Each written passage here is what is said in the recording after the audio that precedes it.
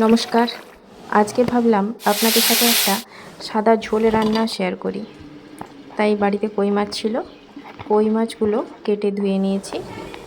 এই কই মাছ কাটবার আগে যদি কই মাছে লবণ মাখিয়ে দেন, দেখবেন মাছ কাটতে আর অসুবিধে হবে না।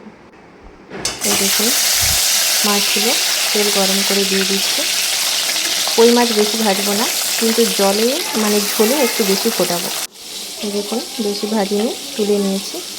এখানে কাঁচকলা, আলু আর পেঁপে আছে, এটা দিয়েই ঝোল বানাবো। আর প্রথমে আপনাদের যে পাখিটা দেখালাম, ওই পাখিটা আমাদের পুকুরেই আজকে পড়েছিল, কেন জানি না। তাই দাদাভাই ওটাকে তুলে নিয়ে এসে বাইরে রেখে দিয়েছিল।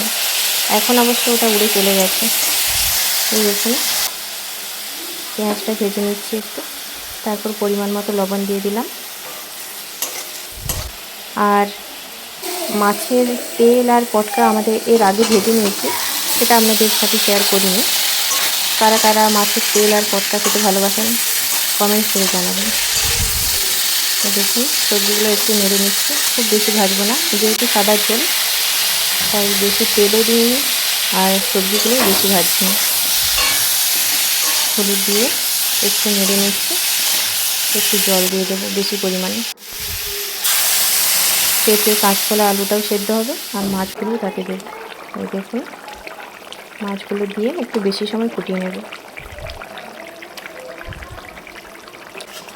মাছের তেল আর পটকাটা ওটা কাতলা মাছের। আর এই জিরে বাটাটাও দিয়ে দিলাম, জিরে বাটাটা লাস্টে দিলাম। এই দেখুন, রেডি হয়ে গেছে। যদি ভিডিওটা ভালো লেগে থাকে কমেন্ট করে জানাবেন। ধন্যবাদ।